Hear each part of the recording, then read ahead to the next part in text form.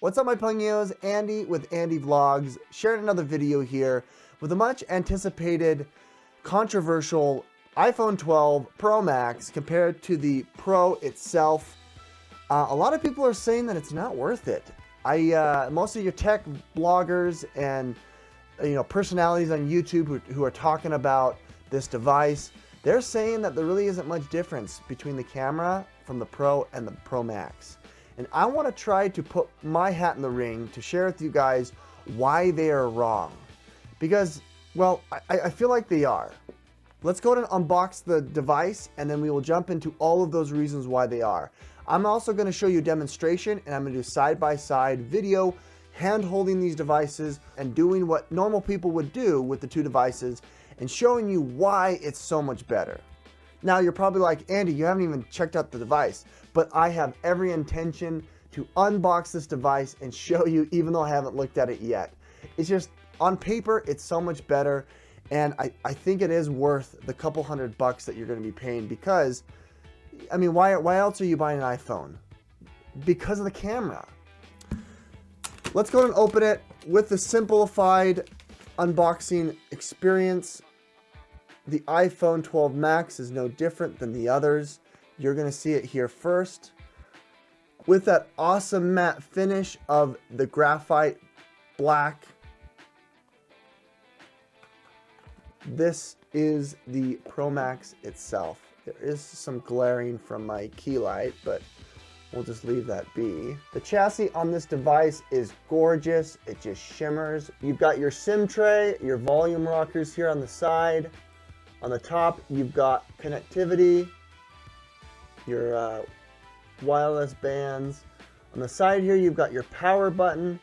You've also got your 5G wireless band on the side there, and then the dreaded lightning cable, and also the bigger grill for sound on this side. You can see the speaker grill. You can see the front-facing camera. Turning to the back of the device, you can see its beautiful glass matte back, as well as the new camera array that everyone's talking about. I forgot to mention that the front side is that ceramic protection. You can see that it is much, much taller than the Pro, and it's not much wider. Thickness goes, you're a little bit thicker on the Pro Max. You can tell the difference right there. I thought I'd share in on that speaker grill action. You can see that the speaker grill for the Max Pro up here is much bigger than the grill on the Pro. As far as screen real estate, I cannot connect my fingers, whereas on the Pro, I can grab it all the way around to connect my fingers. It's going to be more difficult for you to reach the top and the bottom of the device. As far as weight goes, it's comparable. I mean, I can't really tell the difference. It is noticeable on paper, but I mean, when you're hefting this around, I mean, the biggest bet is not being able to fully grab around the device. I mean, you're gonna have to have kind of this like claw clamp. I've gone ahead and I've gotten a very, very thin silicone case that's gonna protect it until my Moment lens case comes in about a week or two. And more on that up in the cards above that you can check out. A much needed notation here is those lenses are bigger. I don't care if you don't like it or not. A bigger lens is always better for low light, especially for those who vlog like me. I vlog primarily inside, so I'm gonna need as much light as I can and as much fidelity in the photo or in the video, because I'm going to be running around. So that allows you to have a lower ISO, that allows you to have a lower f-stop aperture, and it's just going to be an all-around better experience. Now that they've got the stabilization on the sensor rather than the lens, you're going to see a huge difference, or at least I hope to see. And so that's my hope here, to be able to share that with you. With that said, I'm going to go ahead now and I'm going to boot this up, load into my account, do all the background stuff, and then we're going to obviously cut to my demonstrations. Okay, take a couple of shots outside, get you some pano shots, and shooting into the sun and see how it takes it.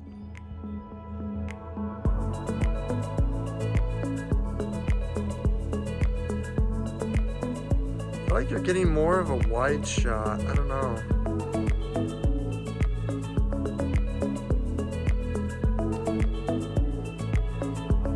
There's clearly better stabilization on that Pro Max. You can tell that the Pro is trying to get focus as well as contrast and exposure.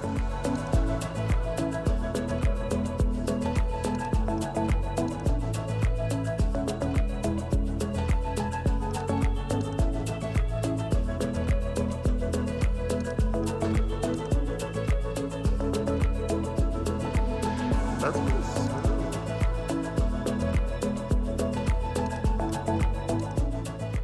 Let's move over to the photo composition and computation. As you can see, the photos are pretty comparable. I did get a little bit of lens flare on the iPhone 12 Pro, but the ISO, f-stop are pretty much the same, but I do feel like there's much more clarity in the pictures. You zoom in, you can see a lot more contrast within the clouds on the Pro Max.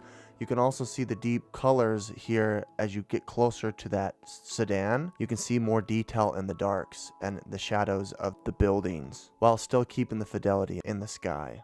The shot was taken seconds after the previous shot. You can notice that the ISO on the Pro Max is down to 220 and the ISO is 32 on the Pro. The shutter speed is much higher for the Pro as opposed to the Pro Max. You notice that the f-stop is a little bit smaller for the Pro Max, as it only went to an f.2. Lastly, I would like to have done a manual shot for this, but because of timing, I let the auto do its course, and you can tell that there's a lot of grain on both of these despite it being such a big, dense picture. Zooming in closer, the Pro Max does really well keeping a lot of detail. You can see the shutters on each shingle there on the house, and you're getting a lot more deep darks within the mountain range as it transitions to the sky.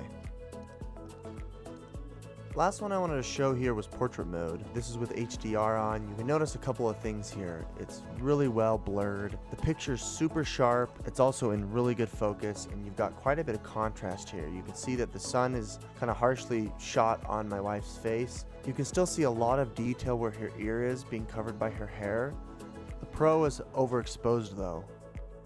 As we zoom in closer, you can see that there's a lot of compression here. If you look at the edge of her cheek on the Pro, it looks like it's done much better than the Pro Max. But you're still getting a lot of detail, a lot of clarity, even some cleanup on the skin you can tell.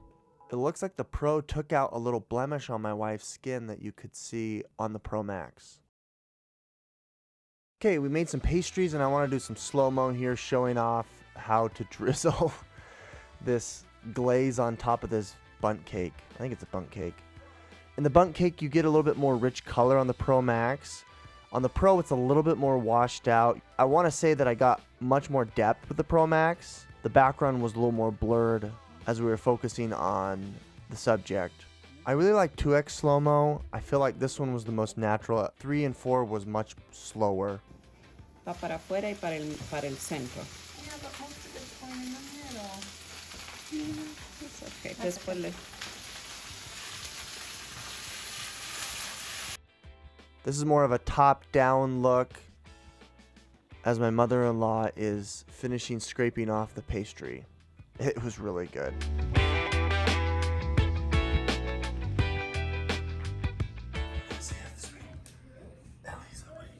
This is to show the low light capability of both phones. It is phenomenal. It was really dark in here, save the light coming in from the blinds that are closed from the window. Other than that, when it transitions from really dark to really light when we go upstairs, phenomenal. Both keep really good fidelity. I go into 0.5x and it gets really dark, but when you zoom in on the Pro Max, it gets you that 2.5 zoom, which is nice. Good girl.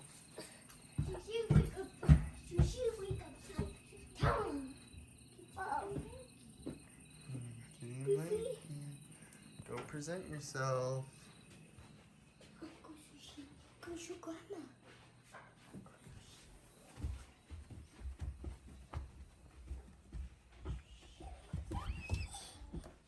Yes, you see? Move, Dory. You shall be presented. Move, Dory.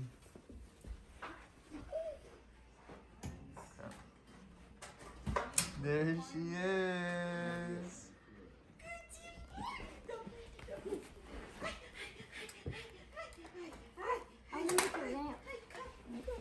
She's a klutz when she wakes up. What is that? No. Oh, Sissy Manusi. All right, we're gonna show you landscape and lower light situations. This is the Pro Max. It's in-body stabilization, looks really good. There's a lot of shaking because we're in a car. Here's the exact same shot, but on the Pro. The color's a little bit washed out. For some reason, it's picking up the crap on the windshield, and then it's not as stabilized. Here's the front-facing camera, Pro Max first. It's pretty well stabilized in my hand. We're gonna switch over to the Pro, and this is a little bit more shaky. You get a little bit more noise. It struggles a little bit more.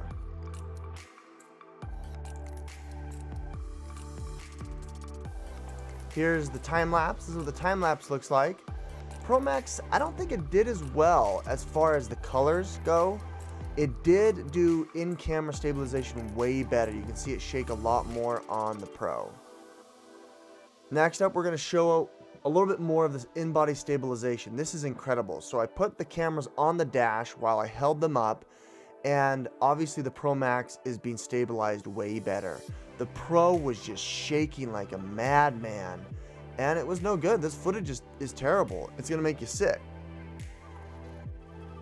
All right, now we're moving on to the low light. Here's a situation where we're literally pointing right into some headlights. Now we're going vertical and showing you a couple of shots where we're driving down the road.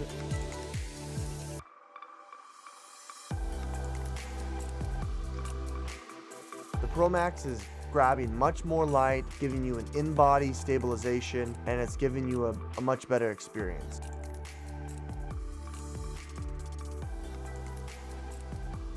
This next section is my favorite by far. This is very, very dark, very, very light. We went to a local religious building and I decided to take some pictures.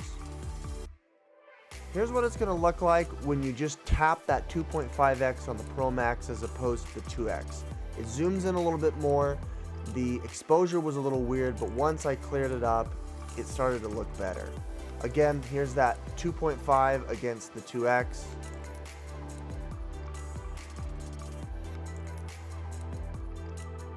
Zooming in by hand, you're getting much more blue out of that dark backdrop. You're getting a little bit of digital noise, but that's to be expected because of the high contrast. It's the front-facing camera.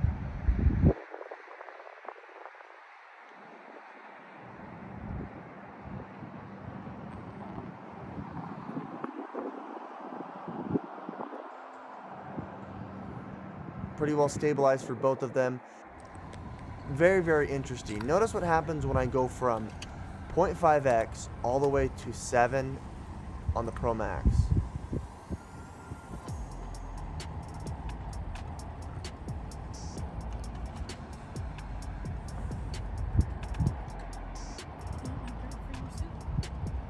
Wow, you see that? That was weird. I saw that.